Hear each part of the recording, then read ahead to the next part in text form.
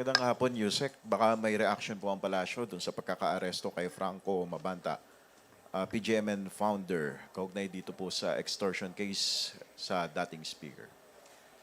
Ang nais naman po ng Pangulo sa lahat ng pagkakataon, managot ang dapat na managot. Kung mayroon po silang dapat na panagutan, kung mayroon po silang ginawang krimen, dapat lamang po nilang itong panagutan. Pero definitely, kailangan po ng due process sa lahat ng bagay. Follow up po, kilala po ba siya kilala po ba siya ng Pangulo dahil sinasabing may papel daw tong si Mabanta dun sa online political campaigns noon na sumusuporta kay Pangulong Marcos?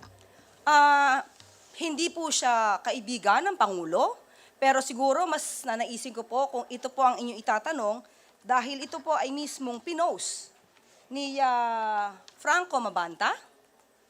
Baka ito po ang itanong nyo kung ano po ang relasyon niya sa mga Duterte.